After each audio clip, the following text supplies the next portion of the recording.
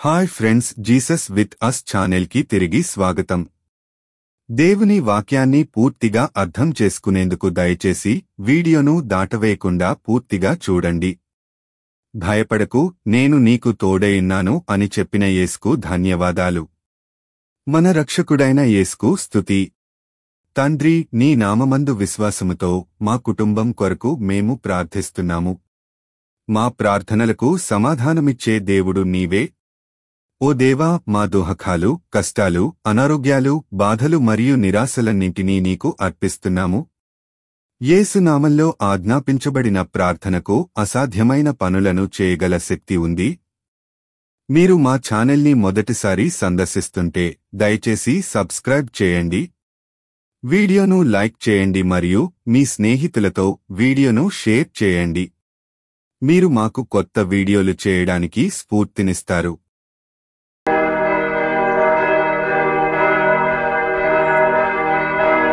ఆదికాండము 1వ అధ్యాయము. ఆదియందు దేవుడు భూమ్యాకాశములను సృజించెను. భూమి నిరాకారముగాను శూన్యముగాను ఉండెను. చీకటి అగాధ జలము పైన కమ్మియుండెను. దేవుని ఆత్మ జలములపైన అల్లాడుచుండెను. దేవుడు వెలుగు కమ్మని పలుకగా వెలుగు కలిగెను. వెలుగు మంచిదైనట్టు దేవుడు చూచెను. దేవుడు వెలుగును చీకటిని వేరుపరచెను. దేవుడు వెలుగునకు పగలనియు చీకటికి రాత్రి అనియు పేరు పెట్టెను. అస్తమయమును ఉదయమును కలగగా ఒక దినమాయెను.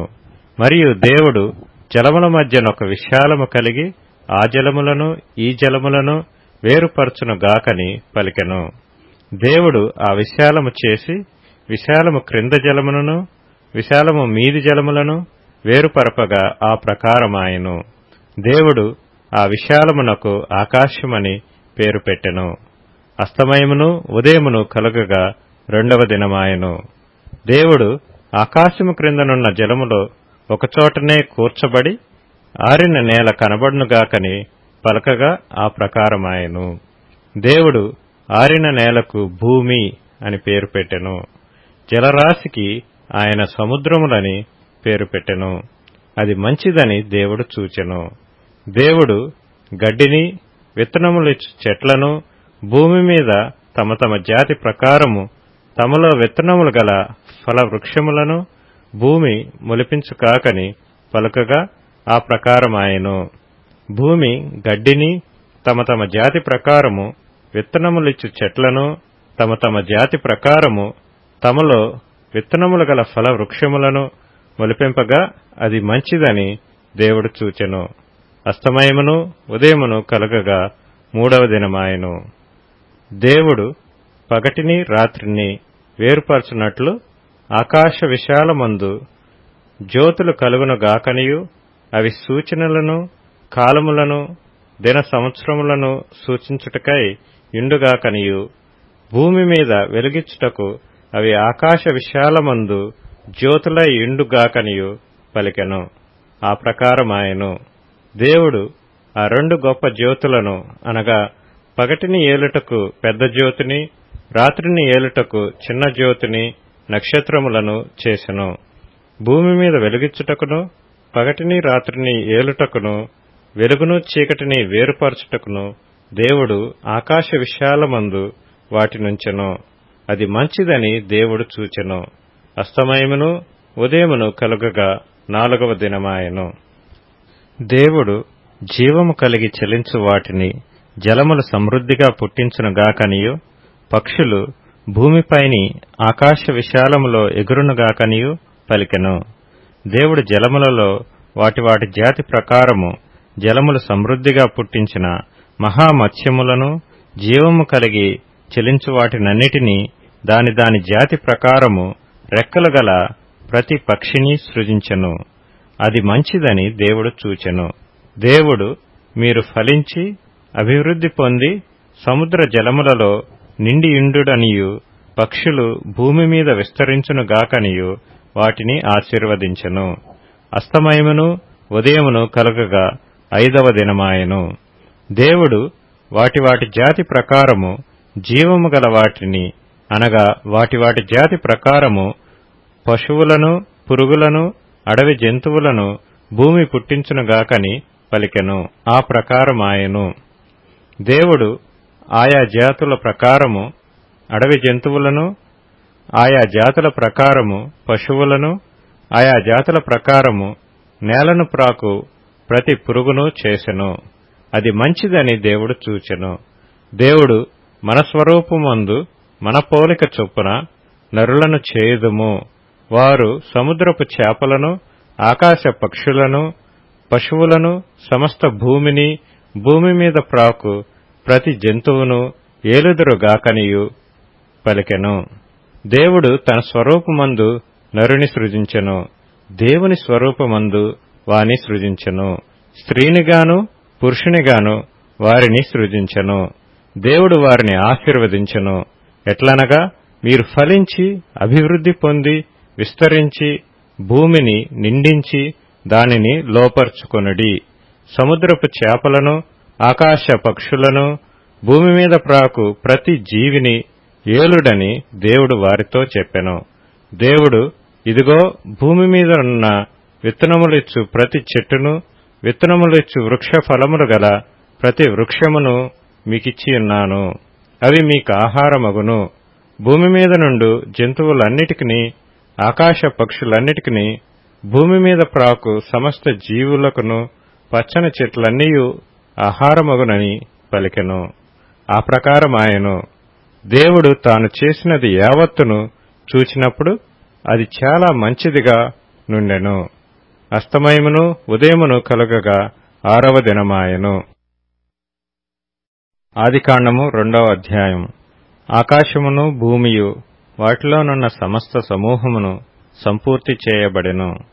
దేవుడు తాను చేసిన తన పని 7వ దినములోగా సంపూర్తి చేసి, తాను చేసిన తన పని అంతటి నుండి 7వ దినమున విశ్రమించెను. కాబట్టి దేవుడు ఆ 7వ దినమును ఆశీర్వదించి పరిశుద్ధపరచెను. ఎలయనగా దానిలో దేవుడు తాను చేసినట్టియు సృజించినట్టియు తన పని అంతటి నుండి విశ్రమించెను. దేవుడైన యెహోవా భూమిని ఆకాశమును చేసిన దినమందు భూమ్యాకాశములు సృజించబడినప్పుడు వాటి వాటి ఉత్పత్తి క్రమము ఇదే. అది వరకు పొలమందలి ఏ పొదయు భూమి మీద నుండలేదు, పొలమందలి ఏ చెట్టును మొలవలేదు. ఏలయనగా దేవుడైన యెహోవా భూమి మీద వాన కురిపించలేదు, నేలను సేద్యపరచుటకు నరుడు లేడు. అయితే ఆవిరి భూమి నుండి లేచి నేల అంతటినీ తడిపెను. దేవుడైన యెహోవా నేల మంటితో నరుని నిర్మించి వాని నాసికా రంధ్రములలో జీవవాయువును ఊదగా నరుడు జీవాత్మ ఆయెను. దేవుడైన యెహోవా తూర్పున ఏదెనులో ఒక తోట వేసి తాను నిర్మించిన నరుని దానిలో ఉంచెను. మరియు దేవుడైన యెహోవా చూపునకు రమ్యమైనదియు ఆహారమునకు మంచిదియునైన ప్రతి వృక్షమును, ఆ తోట మధ్యను జీవవృక్షమును, మంచి చెడ్డల తెలివినిచ్చు వృక్షమును నేల నుండి మొలిపించెను. మరియు ఆ తోటను తడుపుటకు ఏదెనులో నుండి ఒక నది బయలుదేరి అక్కడి నుండి చీలిపోయి 4 శాఖలాయెను. మొదటి దాని పేరు పీషోను. అది హవీలా దేశమంతటి చుట్టూ పారుచున్నది. అక్కడ బంగారమున్నది. ఆ దేశపు బంగారము శ్రేష్టమైనది. అక్కడ బోళమును గోమేధికములను దొరుకును. రెండవ నది పేరు గీహోను. అది కూషు దేశమంతటి చుట్టూ పారుచున్నది. మూడవ నది పేరు హిద్దెకెలు. అది అష్షూరు తూర్పు వైపున పారుచున్నది. 4వ నది యూఫ్రటీసు. మరియు దేవుడైన యెహోవా నరుని తీసుకొని ఏదెను తోటను సేద్యపరచుటకును దాని కాచుటకును దానిలో ఉంచెను. మరియు దేవుడైన యెహోవా, ఈ తోటలోనున్న ప్రతి వృక్ష ఫలములను నీవు నిరభ్యంతరముగా తినవచ్చును. అయితే మంచి చెడ్డల తెలివినిచ్చు వృక్ష ఫలములను తినకూడదు.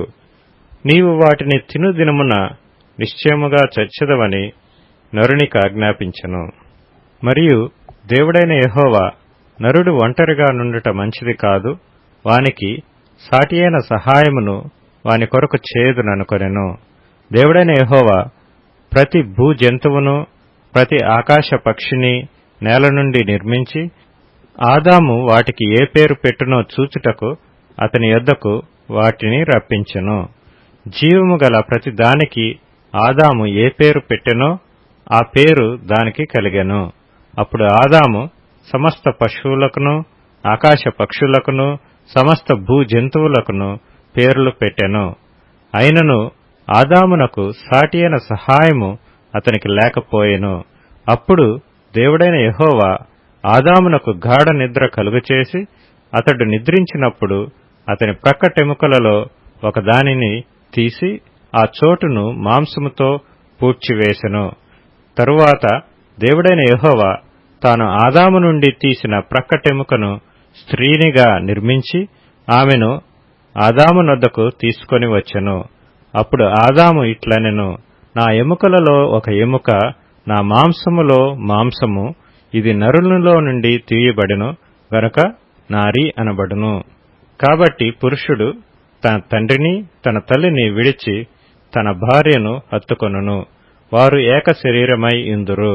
అప్పుడు ఆదామును అతని భార్యయు వారిద్దరూ దిగంబరులుగా నుండిరి, అయితే వారు సిగ్గు ఎరుగక యుండిరి.